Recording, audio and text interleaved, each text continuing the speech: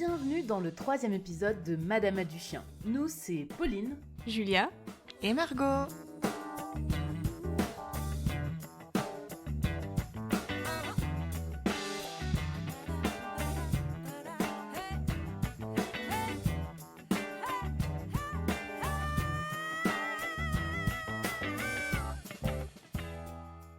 Aujourd'hui, on va parler d'un sujet très important, celui de la dominance.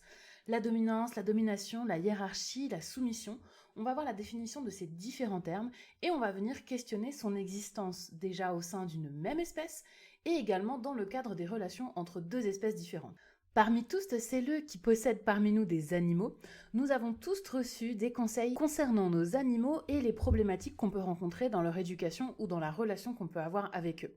On va voir aujourd'hui quelles sont les conséquences de la dominance sur ceux qui la subissent et sur la relation qui se crée dans ce contexte. Alors comme on a coutume de le faire dans Madame a du chien, on va reprendre les résultats de notre questionnaire qu'on avait lancé. Et au passage, je vous rappelle que vous pouvez toujours y répondre et le compléter. Ça nous servira pour les futurs épisodes. Et donc pour rappel, 94% des répondantes et répondants sont des femmes. Donc 94% des répondantes sont des femmes. 94,6% ont des chiens. Et 2,3%, on trouvait que c'était intéressant de noter, des gens qui ont répondu n'ont pas d'animaux. Donc, vous trouvez un intérêt à nous écouter et à nous suivre, même si vous n'avez pas d'animaux, donc c'est cool. Et 95,5% font dormir leur animal à l'intérieur. Donc, ça veut dire que vous prêtez quand même grand soin à vos animaux et vous les considérez suffisamment importantes et importants pour les faire dormir dedans. Et parmi les différentes questions que vous avez posées, on est revenu aujourd'hui sur une affirmation. On avait indiqué qu'un leader est nécessaire pour le bon fonctionnement d'un groupe d'humains. Et parmi les 472 répondantes et répondants, 32,4% d'entre vous ont répondu être d'accord avec cette affirmation. Et on s'est dit qu'on allait, pour lancer cet épisode, en discuter entre nous, pour savoir qu'est-ce qu'on pensait de cette question. Parce que Julia, tu vois, par exemple, tu nous disais que tu n'étais vraiment pas posé la question jusqu'à maintenant, en fait, de est-ce qu'un leader est nécessaire pour le bon fonctionnement d'un groupe d'humains ou pas ? Alors, en effet, j'ai trouvé que c'était super important et intéressant de poser cette question dans le questionnaire. Et à aucun moment, je me la suis posée. En fait, j'avais vraiment envie de savoir ce que les gens allaient marquer. Et ça veut dire quand même que pour une grande majorité, ils sont pas d'accord avec cette affirmation. Parce qu'il y a que 32,4% des répondants et des répondantes qui ont dit qu'ils étaient d'accord. Et en plus, c'était assez vague, c'est-à-dire qu'on a parlé de leader, on n'a pas parlé d'une hiérarchie, de dominant, est-ce qu'il faut un patron, une patronne, voilà, c'est vraiment, on a parlé de leader, donc le leader, ça reste quand même un meneur, mais on n'a pas forcément de hiérarchie, enfin, en tout cas, dans ma tête, moi, ça fait pas forcément hiérarchie. Ça l'induit quand même, non ? Leader. Alors, ça peut l'induire, mais justement... en tout cas, pour moi, dans la façon que j'avais posé la question, c'était pas nécessaire que c'était induit. Peut-être il faudrait aller plus loin et peut-être que ça sera l'occasion justement de faire un sondage sur Instagram. On s'est dit que maintenant, on allait vous faire des sondages sur les réseaux sociaux pour recueillir vos avis parce que le but premier de ce podcast, c'est quand même d'échanger avec vous, d'ouvrir à la discussion, de partager. Et voilà, peut-être que ça sera l'occasion de vous demander si pour vous, un leader, ça implique une hiérarchie ou pas. Ou une leaduse. Ou une leaduse. Alors, les termes anglais qu'on féminise, c'est possible, oui. C'est possible. Oui. Margot dit oui. Du coup, pour moi, moi qui suis très structurée en tout cas, je pense que c'est peut-être pas nécessaire, mais peut-être que c'est pas trop mal parce que pour des personnes qui n'ont pas l'habitude de prendre des décisions, quelqu'un qui va peut-être mener un petit peu le mouvement, qui va déclencher le mouvement, ça peut être utile. Et en tout cas, c'est ce qui s'observe chez les animaux, que c'est pas, les leaders sont pas les dominants, mais qu'il y a des animaux qui vont prendre des décisions plus facilement pour le groupe social. Et du coup, moi, je le voyais plutôt dans ce sens-là. Donc voilà, moi, j'aurais tendance à dire que c'est nécessaire. Mais du coup, peut-être que les filles, vous pouvez dire votre avis là-dessus. Pauline, t'en penses quoi, toi? C'est intéressant ce que tu dis, Julia, parce que justement, moi, dans mon expérience, le terme leader, c'est parfois le mot qu'on va utiliser pour justement pas dire dominant. Et ça permet d'édulcorer un petit peu en n'utilisant pas les termes qui peuvent gêner, mais qui vont derrière véhiculer la même idée. Donc moi, quand j'entends leader, j'entends chef de meute, dominant, etc. Et souvent, les gens vont avoir tendance à s'en servir pour pas dire les mots parce qu'ils ont compris que c'était pas forcément bien vu aujourd'hui, mais qui vont appliquer exactement les mêmes idées derrière. Euh, donc moi, la question là, est-ce qu'un leader est nécessaire? Nécessaire, je pense pas, parce que un groupe peut fonctionner selon plein de modalités différentes. Et le leader n'est pas forcément la seule réponse au fonctionnement d'un groupe. Donc moi, j'aurais répondu non à cette question. Et je pense que ce qui est intéressant, comme tu dis, voilà, les gens qui sont prêts à prendre des bonnes décisions, moi, je serais plutôt dans l'idée d'avoir des gens qui prennent des décisions en fonction de leurs compétences respectives et que tout mettre entre les mains d'une même personne en espérant que cette personne ait les compétences de gérer un groupe et de prendre les décisions pour un groupe, ça me paraît pas forcément judicieux. Moi, je pense que ce qui sera le plus efficace pour le bon fonctionnement d'un groupe d'humains, c'est de donner aux personnes la responsabilité en fonction de leurs compétences et de se partager finalement le chapeau de leader, si on veut reprendre ce terme-là. Alors, en ce qui me concerne, dans ma vision des choses, le leader, c'est le moteur. Et par exemple, si on prend, alors je suis pas du tout mécano, mais si on prend une voiture, on a besoin de toutes les parties de la voiture pour qu'elle avance, mais le moteur, c'est ça qui va vraiment créer l'énergie pour avancer. Et en tout cas, dans ma tête et dans ma philosophie, le leader va servir à ça, tu vois, à créer l'énergie nécessaire pour aller de l'avant, mais pour des décisions qui seront prises en communauté. C'est la façon...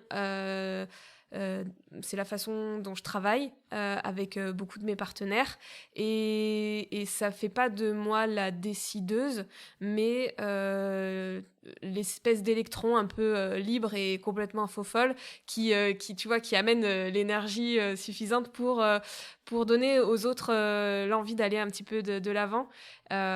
Du coup, je sais pas si tu vois ce que je veux dire, tu vois, sur le fait d'être moteur, mais pas Si, ouais.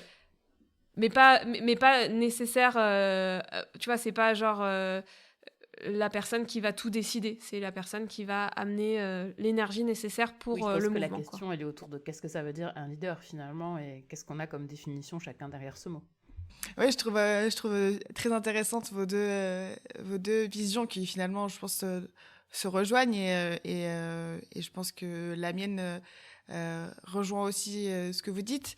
Et c'est effectivement plutôt questionner l'idée de leaders ou leader, qu'est-ce que ça veut dire concrètement, et questionner aussi ce qu'on en a fait dans notre société de ce rôle de leader et qu'est-ce que ça représente, parce qu'effectivement aujourd'hui leader, tu vois, moi j'aurais envie de dire non, il n'y a pas besoin d'un leader ou d'une leader, il n'y a pas besoin de quelqu'un qui représente les autres et qui prend effectivement les décisions pour les autres, mais il y a besoin de quelqu'une qui impulse très certainement pour les autres, mais c'est aussi peut-être remettre en question la manière dont on est éduqué et ce qu'on s'autorise à faire du coup de par l'éducation qu'on a reçue, parce qu'il y a plein de gens qui restent dans leur coin et qui attendent qu'on vienne les chercher pour faire quelque chose parce que on leur a pas dit toi tu pourras faire ça, et notamment les meufs, quand tu es socialisée comme une fille, généralement on t'invite à rester bien dans ton coin et tranquille et attendre justement qu'on vienne te proposer de faire des trucs éventuellement, quoi. Mais donc je pense que ouais, c'est aussi questionner le modèle de société dans lequel on vit et le rôle qu'on attribue au leader et qui peut se revendiquer leader ou leaders aujourd'hui, et ce qu'il y a derrière ces possibilités-là aussi, quoi. Je sais pas si je suis très claire dans ce que je raconte là. Alors moi, je trouve que tu es très claire et juste Cool. ça me donne envie de rebondir sur... parce qu'il y a quelques temps, j'ai lu un livre sur le cerveau des chiens. Parce que c'est un sujet qui m'intéresse énormément, et donc d'un point de vue neuroscientifique, juste expliquer que tous les individus n'ont pas les mêmes capacités dans la prise de décision, voilà. Et que alors il y a sûrement l'environnement, l'éducation qui joue, mais il y a aussi des facteurs intrinsèques qui font que on n'est pas tous capables de prendre des décisions et d'avoir une motivation égale. Donc ça, c'est quelque chose qui m'a vachement marqué, en tout cas dans moi, mes lectures. Je partagerai la ressource, bien sûr, de voir qu'il y a des chiens, en fait, qui vont être beaucoup plus propices, ça va être beaucoup plus inné chez eux de proposer plein de choses, de chercher des solutions, et il y en a d'autres, en fait, qui vont attendre de la part de leur humain de les amener à effectuer le mouvement désiré, voilà, qui ont envie de répondre à la demande. Et est-ce que du coup, ça s'est pas lié à tous les croisements et tous les trucs qu'il y a eu pour arriver à créer des races de chiens qui correspondent aussi au désir humain? Alors non, parce que dans le livre, c'est sur les mêmes espèces. Ok. Voilà, c'est donc un Anglais qui a fait ses expérimentations donc avec des scanners, hein, et avec des exercices types sur des Golden Retrievers qui n'ont pas réussi à passer le diplôme, quoi, pour devenir chien guide aveugle, qui était un petit peu en deçà de ce qui était nécessaire. Et du coup, il a fait des études sur ces chiens-là et aussi sur d'autres chiens qui étaient plutôt des croisements, mais on voit que ça n'a pas de rapport avec la sélection, la race, que vraiment il peut y avoir des chiens qui vont être vachement plus prédisposés que d'autres. La génétique va forcément influer, mais même dans la même race, en fait, on peut avoir des différences. Pour moi, enfin là, je sais pas si on met dedans ou pas ce que je vais te dire, mais pour moi, c'est tellement lié à la façon dont les gens éduquent leurs animaux et communiquent avec leurs animaux, parce que de travailler en plus dans le monde du sport canin, dans le monde de l'apprentissage, etc., l'attitude du chien dans sa capacité à prendre des décisions ou à proposer des choses, pour moi, elle est tellement liée à ce que l'humain lui permet de faire ou pas. Voilà, ça va être un des facteurs, mais il y a aussi des facteurs intrinsèques. C'est juste ce qui a été prouvé au niveau neuroscientifique. Mais ouais, c'est hyper important tout ça. Justement, pour parler et continuer à parler des relations chiens et humains, parmi les affirmations qu'on vous avait posées dans le questionnaire, on avait écrit « Pour son équilibre et son bien-être, le chien a besoin d'être dominé par l'humain ». Parmi les 472 répondantes et répondants du questionnaire, 10 étaient d'accord, 445 pas d'accord et 16 ne savent pas. Pourquoi tu ris? Pourquoi tu ris? Je sais pas, je trouve ça rigolo. Que les gens savent pas? Ouais, Sachent pas? j'ai l'impression que les gens qui mettent je ne sais pas, c'est parce qu'ils ont peur d'avoir faux. Mais en fait, dans nos questions, il n'y a pas vous avez raison, vous avez pas raison. Enfin, en tout cas, c'est pas comme ça qu'on voit le questionnaire. C'est vraiment, on a envie c'est anonyme, donc voilà. On a vraiment envie de recueillir votre avis. Mais après, j'entends qu'il y ait des personnes qui écrivent qu'elles ne savent pas. C'est OK. Tu disais tout à l'heure que tu t'étais pas posé la question par rapport au fait d'avoir un leader. Bon, c'est un podcast sur les chiens. Basile a envie d'intervenir, visiblement. Sur le fait qu'un leader soit nécessaire ou pas, bien, certainement, peut-être que les gens qui se retrouvent aussi face à ces affirmations, sur le moment, savent pas à quoi répondre non plus, tu vois, parce que c'est pareil, il faut peut-être creuser un peu la réflexion sur est-ce que le chien a besoin d'être dominé par l'humain.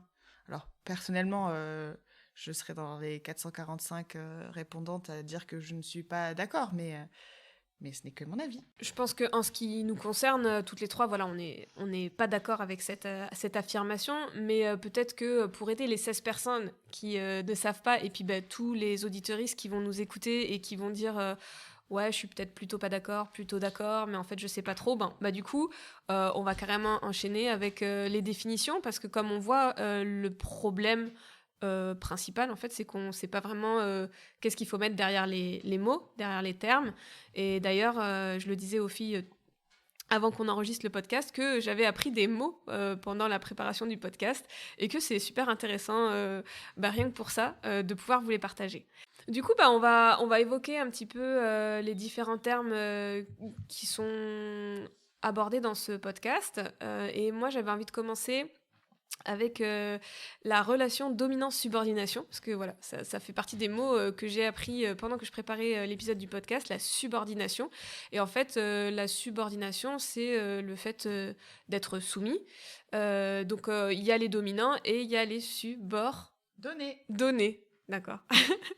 Donc, par rapport à cette notion de dominance-subordination, c'est souvent évoqué dans la hiérarchie intra-espèces, et ça explique en fait que c'est des relations qui se mettent en place pour des individus d'une même espèce qui partagent les mêmes ressources. Donc ça peut être même espèce ou espèce très proche, voilà. Et en fait, c'est étudié en éthologie autour des individus qui partagent les mêmes ressources.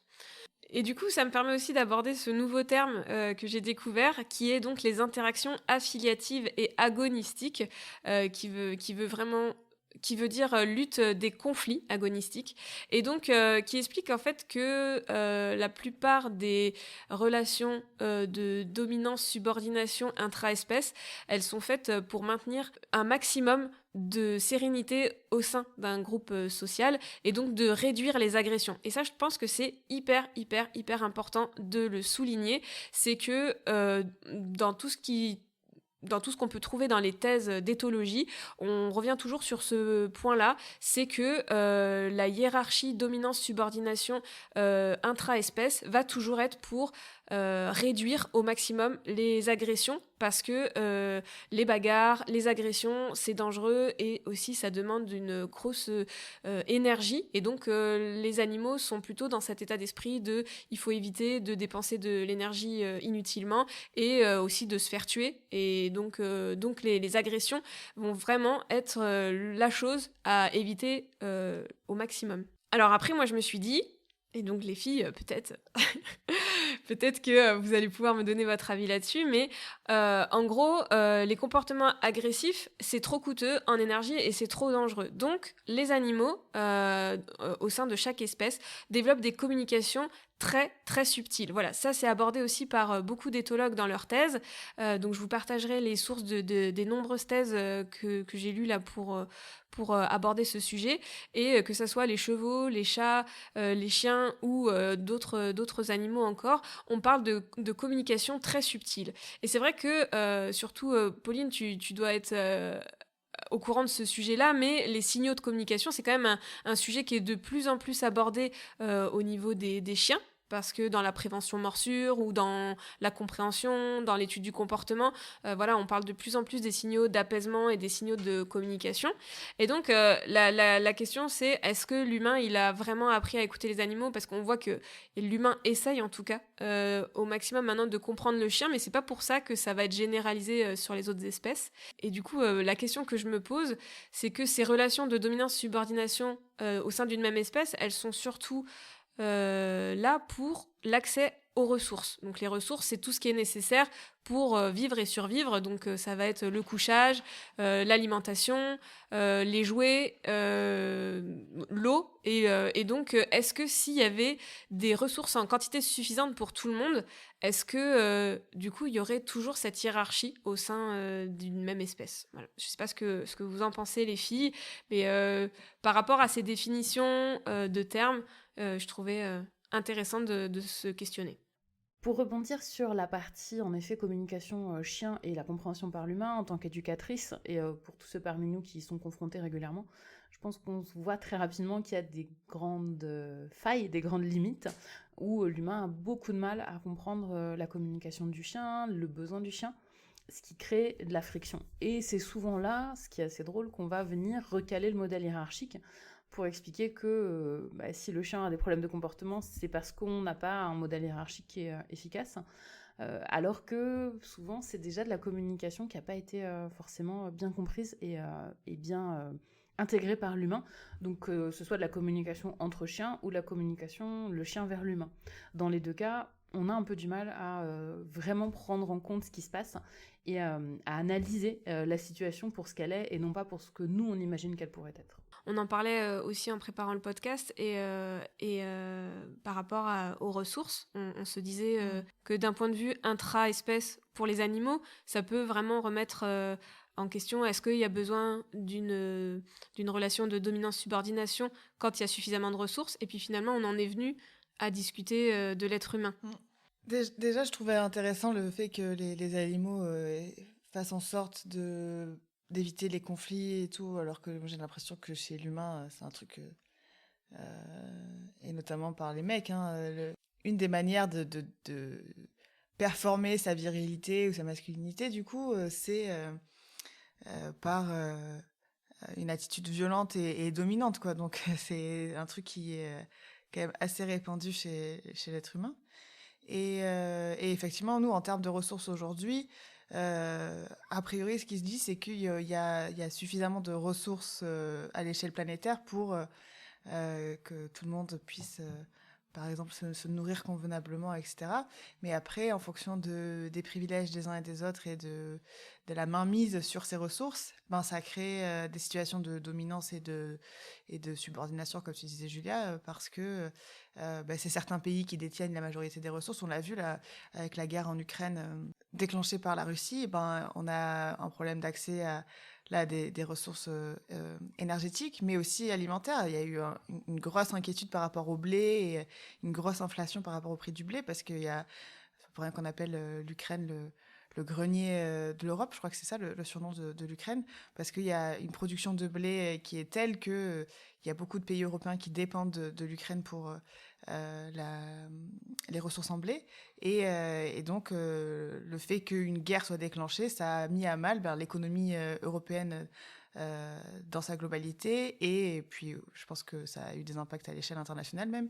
Et donc, on voit bien que le fait d'être propriétaire de certaines ressources, le fait que les pays, du coup, privatisent leurs ressources et en fassent une monnaie d'échange, ça crée effectivement des situations de dépendance aujourd'hui intra-pays, quoi. Je sais pas comment on dit, mais entre les pays, entre eux, entre les continents, quoi.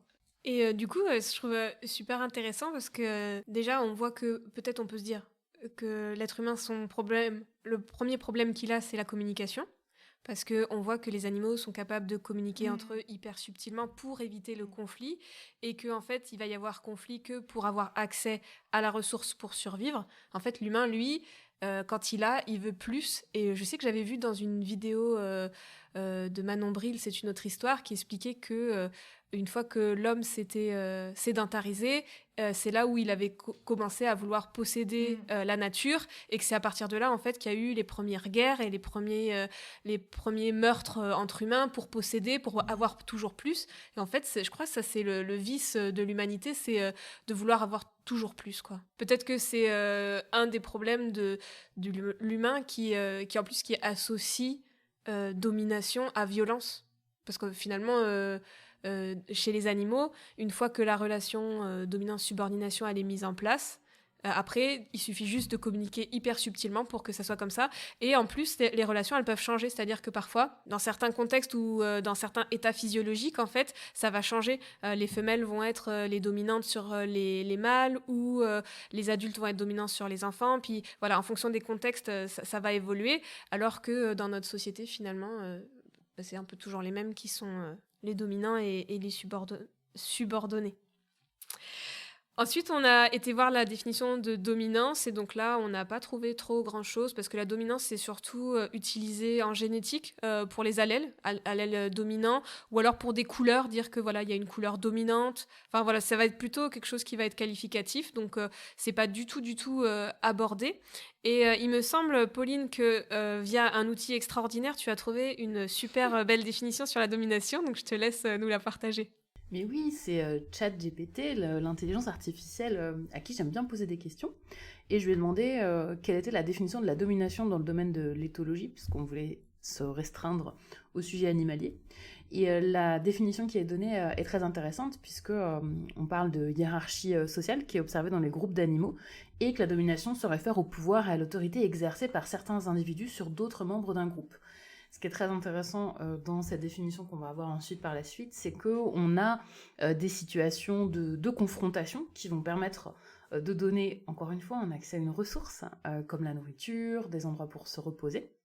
Et la définition insiste aussi sur le fait que cette domination ne doit pas être confondue avec la domination humaine, ou la notion de domination sociale dans les sociétés humaines, parce que les comportements et les dynamiques sociales des animaux sont très différentes de celles des humains, et que la hiérarchie de dominance dans des groupes animaux peut varier selon les espèces et les contextes, comme l'a si bien expliqué Julia à l'instant.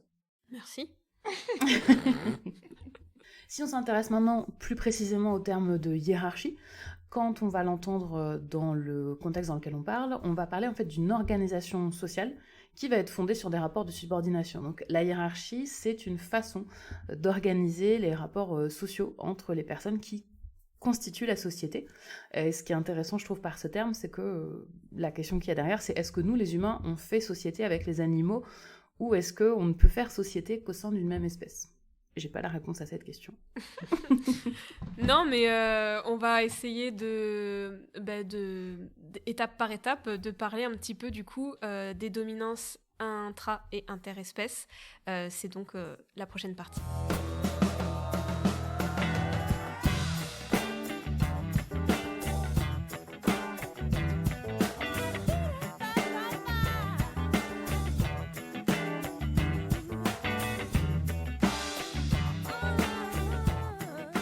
Donc, dans tout ce qui va concerner la dominance intraespèce chez le chien, c'est un terme et c'est une notion qui revient maintenant de loin, puisque ça a été développé dans les années 60 par un certain David Mech, ou Mech, j'ignore comment on prononce son nom, qui a analysé des comportements de loups qui étaient en captivité. Et dans l'observation de ces groupes de loups, il a pu constater qu'il y avait des couples de loups qui étaient dominants, et puis d'autres qui avaient des statuts inférieurs, qui étaient complètement hiérarchisés, et les loups avaient un statut plus ou moins important dans cette hiérarchie. Le problème, c'est que cette observation, elle a été ensuite étendue aux chiens, qui, je vous informe aujourd'hui, ne sont pas des loups, et qui n'ont du coup pas le même cadre de vie, et qui n'ont pas la même socialisation que les loups. Et ensuite, une fois qu'on a dit les chiens fonctionnent comme les loups sur la base de ces observations, on a également étendu le fait que si les chiens fonctionnaient comme ça entre eux, et donc forcément, quand le chien fonctionnait avec l'humain, on devait se baser, encore une fois, sur ce même mode de fonctionnement, parce que c'est la nature du chien d'être dominant ou dominé, et que c'était à nous de devoir maintenir ce même principe qui était celui qu'on pensait être la réalité pour les chiens. Dans cette vision-là de la hiérarchie, donc ce qu'on appelle le modèle hiérarchique, on va ramener souvent n'importe quelle problématique de comportement du chien au sujet de la dominance. Donc un chien agressif avec les autres chiens, c'est parce qu'il est trop dominant avec les autres chiens. Un chien qui n'est pas obéissant, c'est un chien qu'on n'a pas assez dominé. Il faudrait qu'on soit plus dominant pour que le chien soit plus obéissant. Donc cette façon en fait d'expliquer les comportements du chien, elle est vraiment la plus courante et c'est celle qui est la plus perçue et retenue par le grand public. Mais on commence à avoir des problématiques par rapport à ça parce que l'étude même qui a été à la base de cette perception et cette façon d'envisager les choses, elle a été réfutée par son fondateur dans les années 2000 parce qu'il est revenu sur ses conclusions et ses observations en constatant qu'en observant une meute de loups en captivité, on induisait forcément un biais dans la façon dont les animaux allaient se comporter les uns avec les autres, notamment autour des ressources, puisque les ressources dans un espace clos ne sont pas les mêmes que les ressources dans un espace ouvert, que dans la nature, les animaux vont parfois se séparer, donc les loups vont pas toujours vivre ensemble en continuité, il va y avoir des individus qui vont quitter le groupe, d'autres qui pourront peut-être le rejoindre par la suite. Là, toute cette dynamique de diversification, de déplacement, d'accès aux ressources a complètement été cassée par le fait d'être en captivité et les animaux forcés de s'adapter à un nouveau contexte, à une nouvelle situation. Donc ce qui a été observé par David Mech, c'est ce qu'il a pu voir à cet instant T avec ce groupe de loups dans un enclos qui a forcément créé des dynamiques qui étaient liées à ce contexte-là. C'est quelque chose qui a été réfuté, comme j'ai dit, mais qui n'a pas forcément eu un écho dans le grand public. Et on a cette idée de hiérarchie, d'importance de hiérarchie entre les chiens avec un statut dominant qui serait acquis à vie ou un statut soumis qui serait acquis à vie, qui a perduré. Et également ce rapport à l'humain également, où nous, on devrait avoir ce même statut, cette même posture vis-à-vis de nos chiens pour que nos chiens soient heureux et que ça se passe bien avec nos chiens. Moi, ce que je trouve très intéressant de noter aussi par rapport à ce rapport dominant-dominé ou dominant-soumis, c'est qu'on voit qu'il est rarement utilisé pour d'autres animaux. On entend très rarement comme conseil à une personne qui a des difficultés avec son chat il faut que tu domines ton chat, il faut que tu soumettes ton chat. On l'entend pour les chevaux quand même. On l'entend pour les chevaux, mais parce que je pense qu'on a moins peur des chevaux que des chats. Je pense qu'il y a un rapport de à quel point l'animal il va répondre en fait à cette à quel point il va être capable de se résigner aussi parce qu'un chat ne se résigne pas. Non, un chat va se défendre, et ça va faire mal. Il te saute à la tronche. On s'en va. Dans l'idée qu'il faut qu'on ait un rapport de dominance avec son chien, on va avoir des conseils qui vont être donnés, une approche qui va être donnée, et je tiens vraiment à dire et à souligner le fait que c'est une vision, c'est un modèle. Moi, c'est quelque chose que j'ai appris très tôt dans ma formation, parce que c'est la toute première formation que j'ai faite pour devenir éducatrice canine. Dans cette formation intervenait Joël Dehaas, donc qui est vétérinaire comportementaliste, et l'une des premières choses qu'on a appris, c'est que il existe différents modèles qui vont nous permettre d'interpréter les relations qu'on va avoir avec nos chiens. Le modèle hiérarchique en est un, mais ça reste un modèle. C'est une façon d'expliquer les rapports, les relations qu'on va avoir avec nos chiens, et du coup, ça nous donne des analyses en fonction des situations qu'on a en face de nous. On va pouvoir, grâce à notre modèle, mieux appréhender ce qui est en train de se passer. Donc voilà, mon chien tire en laisse, c'est parce qu'il est dominant. Mon chien se fait pipi dessus quand je rentre à la maison, c'est parce qu'il est soumis. Et on va venir analyser le comportement du chien par ce modèle. Mais ce modèle, ce qu'il en est, c'est que c'est juste un modèle. Et ça n'est pas la réalité. C'est une façon d'interpréter ce qu'on voit en face de nous. Et il y a plein d'autres modèles qui existent. Un des modèles qu'on peut aussi souvent voir, c'est le modèle de l'amour, ou le modèle Disney, qui va être que, à partir du moment où si j'aime mon chien, eh bien tout va bien se passer. Et qu'il suffit de beaucoup d'amour pour que mon chien se sente bien. Ce qui est un discours qu'on entend souvent dans le monde de la protection animale, que voilà, l'amour, c'est tout ce qui compte. Et c'est une façon de voir les choses, et ce qui veut dire que du coup, quand ça fonctionnera pas, c'est l'amour qui est défaillant. Il y a un problème d'amour. Tu n'aimes pas assez ton chien. Tu n'aimes pas correctement ton chien. Voilà, tu n'aimes pas bien ton chien. Ou ton chien ne t'aime pas peut-être aussi, tout simplement, parce que tu es une mauvaise personne. Ton chien ne veut pas de toi. Il te rejette, voilà. Et tous ces modèles, alors ne sont pas complètement exclusifs. On peut avoir à la fois l'idée que la hiérarchie et l'amour sont importants et peuvent cohabiter ensemble. Et il y a plein d'autres modèles qui peuvent exister et cohabiter. Moi, si je parlais d'un modèle qui me concernerait personnellement, moi et mes chiens, moi je le vois comme de la cohabitation. Mes chiens, c'est mes amis, c'est mes potes, c'est ma famille. Il n'y a pas de raison que l'un ou l'autre de nous soit dans la position de dominance, et en tout cas, je vais pas interpréter les comportements de mes chiens vis-à-vis de moi ou entre eux par rapport à une notion de hiérarchie. Est-ce que j'ai raison, est-ce que j'ai tort? C'est pas la question, puisque de toute façon, on n'aura pas de réponse exacte par rapport à ça, puisqu'on va toujours avoir un biais d'analyse, on va observer les choses, on va chercher ce qui va confirmer ce qu'on pense, et les choses qui vont venir infirmer ce qu'on pense, eh ben on va pas les regarder, ou on va faire comme si elles n'existaient pas. Alors moi, je voulais peut-être revenir sur un sujet, mais je sais qu'on en fera tout un podcast de ce sujet, mais expliquer que l'être humain, dans sa toute-puissance, a le droit de décider beaucoup de choses pour son animal, et que quand il y a des troubles du comportement, un des réflexes de l'humain va être d'amputer son animal de quelque chose qui va être ses gonades. Et donc, il y a des humains qui vont dire, voilà, sur un chien dominant, ils vont conseiller de le castrer, en disant que c'est sûrement ses hormones sexuelles qui sont à l'origine de son comportement agressif. Et j'ai écouté un petit podcast super intéressant sur vétologie, sur la stérilisation notamment, avec l'intervention de Emmanuelle Titeux, donc, qui est une vétérinaire spécialisée dans l'étude du comportement des animaux, et donc qui faisait une espèce de résumé sur beaucoup de ressources scientifiques qui ont été faites, comme quoi c'est sûr, mais c'est sûr de sûr, que chez le mâle, la stérilisation n'a aucun impact sur son comportement agressif, et sur les femelles, ça va avoir l'effet inverse, et c'est prouvé aussi depuis les années 1970 que les femelles stérilisées vont développer des comportements plus agressifs envers leurs congénères ou envers les êtres humains. Et du coup, je trouve juste intéressant de pointer ce sujet, de croire que les hormones sexuelles seraient à l'origine des comportements agressifs considérés comme dominants. Et on revient un petit peu sur le sujet du point d'avant, que tout ce qui va être agressif, violent, va avoir un rapport avec la domination pour l'être humain, et que voilà, du coup, le fait de vouloir enlever les hormones sexuelles aussi, ça prouve la place que la sexualité a dans l'interprétation de l'être humain sur la dominance. De croire que des testicules vont rendre un mâle plus dominant, ou que des ovaires vont rendre une femelle plus dominante. Et donc, Voilà, je trouve que c'était juste un petit point à aborder et sur le fait que l'humain s'autorise à amputer clairement l'animal sur des organes qui lui sont propres, quoi.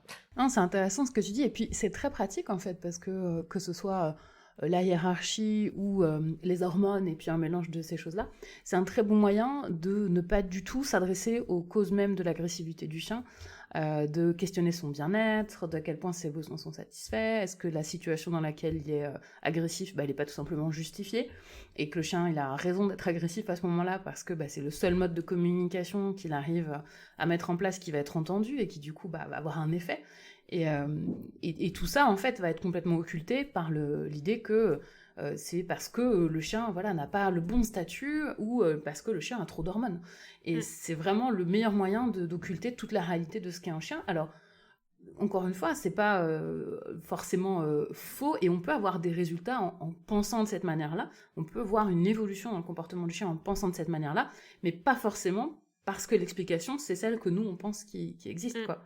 Et c'est intéressant aussi en tant qu'humain de se questionner sur nos propres croyances par rapport à ça, nos propres représentations, parce que si on a une approche qui est centrée sur le chien a un problème et c'est le problème du chien, on n'est pas en train de se poser des questions de comment je peux aider mon chien à se sentir mieux, et quel est mon rôle dans cette situation. Et du coup, là, dans ce petit podcast qui s'appelle Vétologie, qui est fait par 2 vétérinaires en médecine comportementale, il y a un épisode, et c'est leur tout premier, qui est consacré à la dominance chez le chien. C'est un tout petit épisode où il y a vraiment plein de bonnes indications. Et donc, le sujet qu'elle traite, c'est un berger australien qui faisait de la protection de ressources sur des chaussettes. Et donc là, c'est intéressant aussi, je pense, d'introduire ce terme protection de ressources, parce qu'on a vu que les relations de hiérarchie, de dominance-subordination étaient faites en fonction de l'accès aux ressources. Et donc, là, on parle de protection de ressources et du fait qu'un chien peut potentiellement développer des comportements agressifs si on lui prend la ressource qui est chère à son cœur. Et là, donc, elles avaient affaire à des humains qui pensaient qu'il fallait surtout pas laisser passer parce que le chien, il n'a pas voulu rendre les chaussettes. Ils ont insisté, ils n'ont pas lâché. Le chien a mordu et du coup, ils étaient désemparés parce qu'ils pensaient que le chien voulait les dominer. Et je pense que c'est important en fait juste de replacer que le chien c'est un animal opportuniste et que l'accès aux ressources c'est indispensable dans sa vie et que finalement ce qui a été mis en place c'était un échange de ressources. C'est-à-dire que dire au chien t'as pas le droit d'avoir les chaussettes, c'est quelque chose. Lui voler en pleine gueule et lui donner des petites phrases pas sympas sur un ton pas sympa, ça va augmenter la frustration et les émotions négatives. En revanche, détourner l'attention du chien, lui donner autre chose, une autre occupation qui est autorisée, ça va être beaucoup plus pédagogique et c'est marrant parce que c'est pas du tout inné chez l'être humain en fait. L'être humain il rentre direct dans le conflit, genre mon chien m'a volé mes chaussettes, il veut me dominer, j'ai voulu lui reprendre, il m'a mordu, comment on fait, est-ce qu'il faut que je lui mette la branlée ou quoi, alors que en fait non, juste le chien il aime ses chaussettes, c'est son jouet, c'est sa ressource, tu veux lui prendre mais sans rien lui donner en échange, du coup il est perdant à tous les niveaux et pour te faire comprendre sa frustration et ses émotions vraiment pas cool, il va peut-être d'abord grogner un peu ou t'envoyer des signaux de communication que tu vas pas écouter, ça va aller jusqu'à la morsure et ça sera pas que la faute du chien. C'est ça que je veux dire, c'est que c'est pas que la faute de l'animal dans ces cas-là et c'est en aucun cas une envie du chien de dominer mais juste de garder sa ressource, quoi.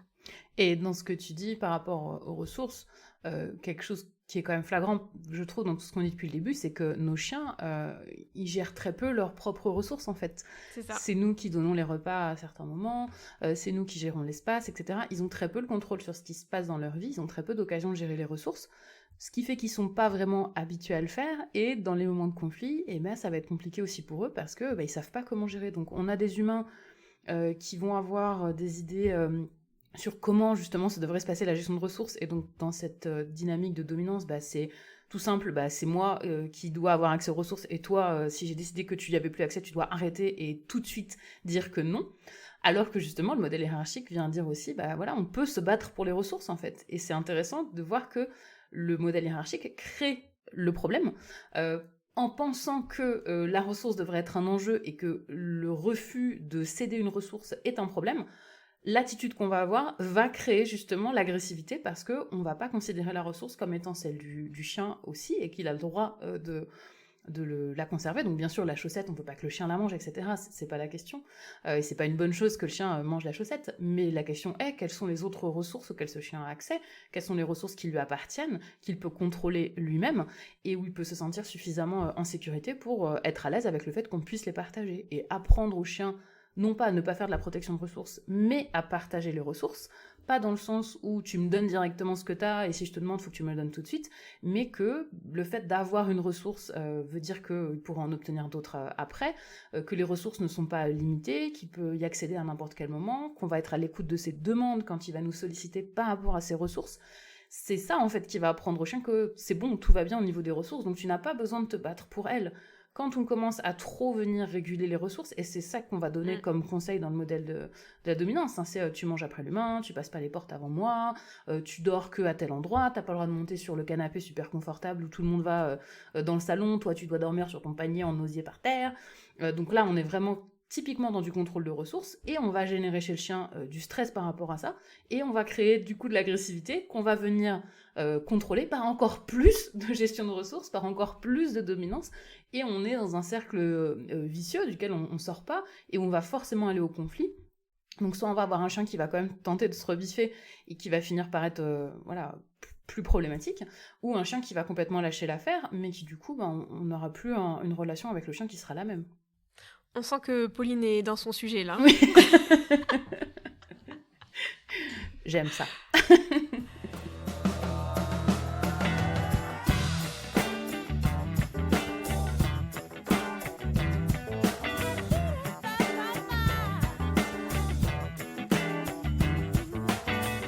Pour continuer, on va parler un petit peu des relations intra-espèces, donc de dominance subordination chez le chat, les chevaux et les poules, et aussi les lapins. J'ai quelques anecdotes à vous partager, et juste pour comprendre qu'en fait, c'est pas figé et que ça change en fonction des espèces.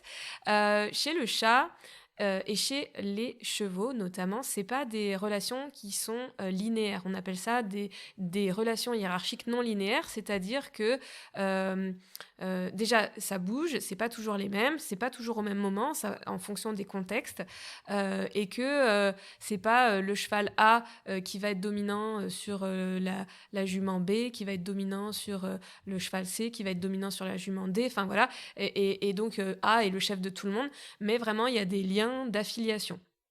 Et c'est ça en fait qui va faire le groupe, c'est que certains vont être ensemble, d'autres vont être plutôt solitaires. Donc le chat, lui, c'est plutôt un animal qui est solitaire, et donc ça va pas se gérer de la même façon l'accès aux ressources. En revanche, les chevaux, c'est plutôt des animaux qui vont vivre ensemble, et là il y a en fonction des situations et des contextes, du coup les liens d'affiliation et de hiérarchie qui vont évoluer, et il y aura des chevaux dans les petits groupes qui vont être un peu plus dominants que d'autres, et puis quand on regroupe les groupes ensemble, ben là ça peut changer, et voilà, les interactions sont vraiment spécifiques et peuvent évoluer. Chez la poule, on a affaire à des relations linéaires, donc de hiérarchie linéaire, c'est-à-dire pour le coup, il y a vraiment un ordre très spécifique, et en général, c'est le coq qui va donc avoir le rôle voilà, de protecteur et de reproduction. Voilà, c'est souvent un coq pour plusieurs poules. Et là, ce qui va être intéressant de voir, c'est que linéaire, ça veut dire que vraiment, c'est hyper construit. Par exemple, moi, j'ai un poulailler, j'ai une échelle, les poules, elles montent à l'échelle pour aller dormir. Et ben, tous les soirs, ça sera la même poule qui va initier le mouvement, qui sera prioritaire, qui choisira sa place. Et après, les poules, elles suivent un ordre très, très précis. Et ça va être pareil pour l'accès aux ressources. Et du coup, ça, c'est ce qu'on appelle linéaire, c'est-à-dire que l'ordre, il est établi, il est précis, et la poule A qui domine la poule B, ben, en fait, elle dominera toutes les autres poules qui sont en dessous, et la poule B dominera toutes les autres poules qui sont en dessous. Et voilà, donc ça, c'est intéressant de voir. La petite anecdote que je voulais faire par rapport au lapin, parce que pendant les vacances de février, j'ai été dans la forêt des lapins, qui est donc un conservatoire d'espèces européen. Et j'ai rencontré un scientifique passionné qui s'appelle Olivier Escolano. Et donc, je me posais la question, parce qu'en fait, il fait donc de la reproduction de lapins. C'est à Itsatsu, si ça vous intéresse. Et donc, on se demandait un petit peu comment ça se passait par rapport aux mâles et aux femelles. Est-ce que c'était séparé dans les enclos ou pas, et comment ils géraient ça, du coup, comment ils mettaient la femelle au mâle ou quoi. Et en fait, il expliquait qu'en fonction des races, donc de lapins, parce qu'il y a vraiment tout un panel de races de lapins, il y a certaines femelles qui vont être... alors lui, il appelait ça dominant, mais encore une fois, est-ce que c'est vraiment le terme? C'est-à-dire qu'il peut laisser le mâle avec certaines femelles, parce que c'est elles qui iront solliciter le mâle quand elles seront prêtes et quand elles auront envie d'avoir une portée, et que si le mâle est trop insistant, et donc ça c'est vraiment prouvé scientifiquement et observé, en fait la femelle va le castrer, elle va, je peux le dire, lui bouffer les couilles. Et donc, sinon, en fait, la femelle, d'origine, n'est pas du tout agressive. C'est juste si le mâle va être trop insistant et va trop essayer de se reproduire avec elle, il y a un moment, en fait, elle va pas être d'accord. Donc, elle va devenir violente et elle va, au mieux, le castrer, au pire, le tuer. Et je trouve... intéressant d'aborder aussi ce sujet, de voir que c'est pas forcément les mâles qui dirigent tout, même au niveau des chevaux, au niveau de la reproduction. Franchement, les femelles, quand elles sont pas dans leur moment fertile, le mâle, il faut plutôt qu'il se protège, parce que ça peut être relativement violent, les coups de sabot. Et d'ailleurs, pour ceux qui font de la monte naturelle, voilà, ils le savent, hein, que le mâle, il risque vraiment d'être blessé si c'est pas le bon moment. Et donc souvent ils mettent un bout en train, c'est-à-dire un cheval qui a moins de valeur, pour que si jamais la jument tape, que les coups soient pris par le bout en train. Et le jour où elle accepte le bout en train, en fait, ils vont mettre le mâle pour la montagne.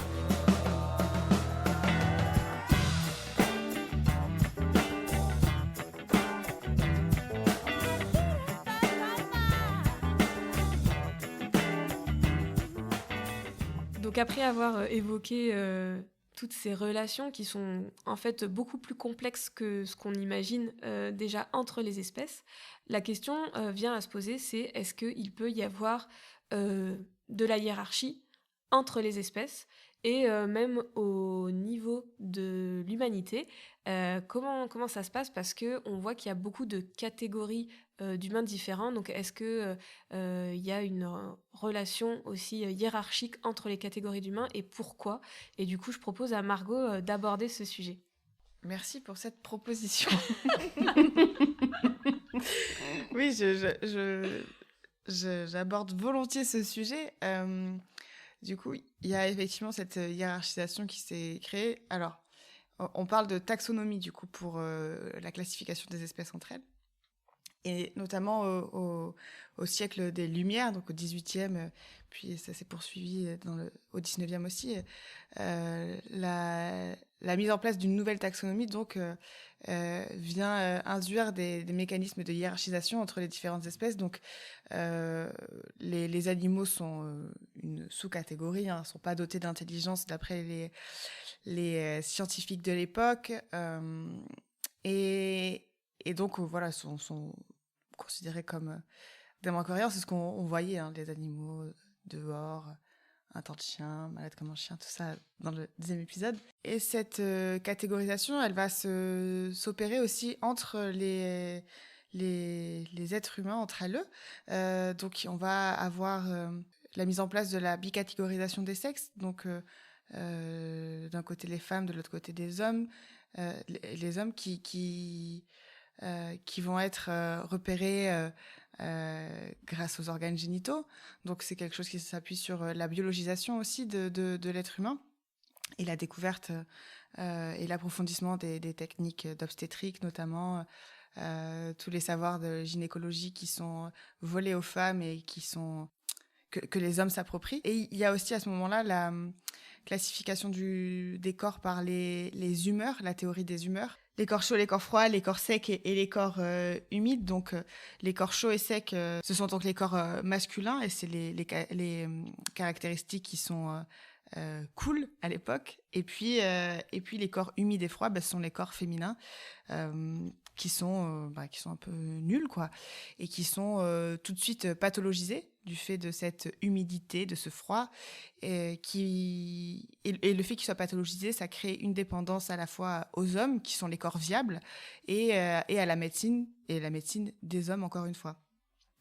Donc, cette bicatégorisation fait de l'homme, à l'époque des Lumières, la catégorie à laquelle il faut appartenir, et des femmes, la catégorie qui craint un peu, quoi. Et c'est quelque chose qui perdure encore aujourd'hui, hein. On voit bien que le fait d'être une meuf aujourd'hui, c'est quand même moins confortable par rapport à tout ce qui est mis en place que d'être un mec.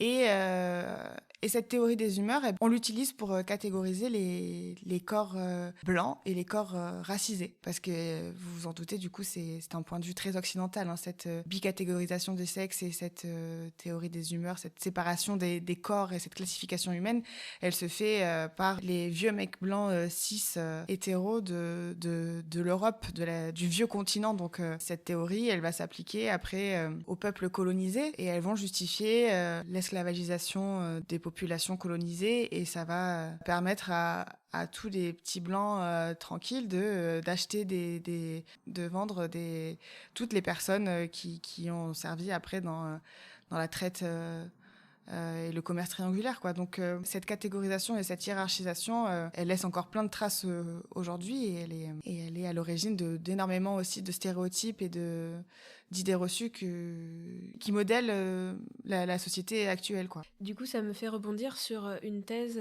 qui s'appelle Débat et mobilisation autour de l'élevage, analyse d'une controverse, où d'ailleurs ce sujet est abordé. C'est Elsa Delanoué qui l'a faite en 2018, et je la mettrai dans les ressources, elle est vraiment incroyable. Et en fait, elle parle de la différence déjà intra-espèce que l'homme fait entre les animaux qui vont être de compagnie et les animaux qui vont être de rente, sachant que pour une même espèce, il y a des animaux qu'on va considérer comme OK pour vivre avec nous, et d'autres qu'on va considérer OK pour faire de l'élevage, de la production, nous apporter de l'argent. Déjà chez le chien, ça se retrouve, hein. Il y a les chiens d'élevage qui vont avoir des conditions de vie dans la plupart du temps complètement différentes aux chiens de famille. Moi, j'ai passé la cassette avec des éleveurs de chiens. Voilà, ils avaient une cinquantaine, voire une centaine de chiens avec des box.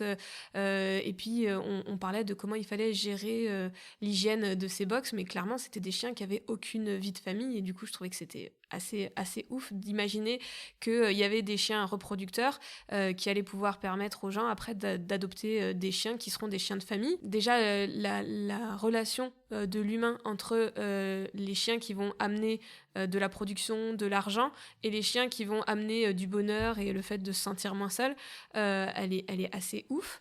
Et donc dans cette thèse, le sujet qui est abordé aussi, c'est le fait que l'industrialisation mécanise vachement les animaux d'élevage et les considère vraiment comme des produits, comme des objets en fait, voilà, qui vont permettre d'apporter plus de ressources à l'être humain, et donc de minimiser les problèmes de faim, et donc en permettant d'assouvir des besoins fondamentaux de l'être humain, on considère que c'est OK. Dans cette thèse, voilà, il y avait le fait que il y avait au sein des animaux, entre guillemets, des espèces, sous-espèces qui étaient OK pour la rente et la production, et les espèces un petit peu plus glorieuses qu'on pouvait garder en animaux de compagnie.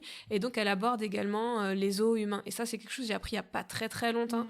Mais le fait que c'était OK d'avoir des zoos d'humains, et la plupart du temps, c'était pour présenter des personnes noires. Je sais qu'il y en a eu en Belgique. C'était au milieu du 19e siècle, donc c'était il n'y a pas si longtemps. Oui, il y en a eu en France avec toutes les grandes expositions. Et l'exposition universelle. Oui, l'exposition universelle, c'est ça. Où il y avait, ils ramenaient des gens de partout dans les colonies pour les montrer et les exposer effectivement, comme tu disais, un peu comme sous forme de zoo ou de curiosité. Donc là, il parle de l'humain, entre guillemets, sauvage, voilà, et en fait que ça serait une sous-catégorie, comme les femmes, comme les personnes hors normes qui aussi participent à des grandes foires, comme les femmes à barbe ou autres. Et du coup, l'homme blanc, cisgenre, enfin voilà, européen, oui, a le droit, en fait, d'utiliser ces autres humains qui sont considérés comme des sous-catégories pour du loisir et de la rentabilité, parce que bien sûr, c'était pas gratuit hein, pour voilà. Et donc, encore une fois, au niveau de Madame Aduchien, je trouve ça hyper intéressant encore de faire ce parallèle entre ce qui se passe dans les espèces, entre les espèces, et d'en arriver toujours à cette constatation, quoi, en fait, que l'humain, il débloque complet, quoi. Toutes ces relations et cette domination permanente, constante qu'on a détaillée là, que ce soit inter- ou intra-espèce, mais plutôt inter-espèce, du coup, la domination de l'être humain qui se voit comme un être supérieur et suprême, elle a des conséquences assez dramatiques. Donc, bon, chez le chien, je pense que sur vos comptes respectifs, les filles, vous donnez suffisamment de ressources pour que les gens aillent se renseigner par eux-mêmes. Mais après, dans les relations humaines, c'est important de rappeler quand même qu'il y a des associations qui existent sur le terrain, qui manquent de moyens, d'ailleurs. Il y a le numéro 3919, par exemple, et puis il y a toutes les assos locales, quoi. Donc, que ce soit les plannings familiaux, les CIDFF, les assos d'aide aux victimes, et puis voilà, toutes les personnes ressources, que ce soit les sages-femmes en hôpitaux ou les médecins, médecine. Donc n'hésitez pas, si vous êtes confronté à une situation de violence ou dans votre entourage, à vous rapprocher de ces personnes ressources-là. On vous détaillera peut-être ce point-là un petit peu plus dans l'article que vous retrouverez directement en lien dans le podcast. On vous mettra toutes nos ressources et aussi quelques conseils. Voilà, ça sera un petit peu plus étoffé. Du coup, Pauline, est-ce que tu as une recommandation à faire pour ce sujet de la dominance ? Tout à fait. Dans le terme de littérature canine, on a peu de livres qui parlent du sujet, mais il y en a un qui existe, qui s'appelle Dominance, mythe ou réalité, de Barry Eaton. Yeah. Yeah. Et même si le livre commence un petit peu à être vieux, il a quand même une structure qui est intéressante et qui permet de questionner plus ce sujet de est-ce que c'est des choses qui existent vraiment ou c'est des choses qu'on voit et qu'on a envie de voir. Ouais, c'est un petit livre qui est très facile à lire. En ce qui me concerne, je vais donc du coup vous conseiller le podcast Vet Éthologie. Donc je crois qu'il commence sa 2e saison, qui est donc dirigée par Laure Bonatti et Marie Guillon. C'est des vétérinaires en médecine du comportement. Je vous ai déjà parlé du premier épisode qui s'appelle Dominance, et il y a eu un autre épisode sur la stérilisation avec l'intervention de Emmanuel Titeux. Franchement, c'est des épisodes très courts, mais qui sont pleins de sources et plein de bon sens. Et franchement, ces deux nanas, elles font un travail vraiment incroyable. Donc je vous conseille vraiment d'aller les rejoindre sur leurs réseaux sociaux et d'aller écouter de ce pas leur podcast. Et moi, je vous recommande pour ce mois-ci le 4e épisode de la série documentaire sur France Culture, 4e épisode de la série qui s'appelle La santé autrement, ce que fait le racisme à la santé. C'est édifiant et hyper intéressant pour comprendre encore plein de mécanismes racistes qui perdurent aujourd'hui. Et j'aurai plein de livres aussi féministes, parce que toute la littérature féministe est finalement basée sur cette notion de domination. En tout cas, essayer de la déconstruire. Donc, dans les ressources qui accompagneront le podcast, vous pourrez retrouver tout ça. J'en mettrai quelques-uns si ça vous intéresse. Il est temps, et bien temps, de conclure cet épisode. N'hésitez pas à liker, commenter, partager. Vous pouvez retrouver désormais la cagnotte directement sur le site de Madame Aduchien.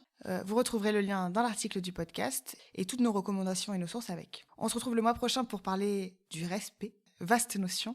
D'ici là, prenez soin de vous et surtout, gloire aux chiennes et aux chats.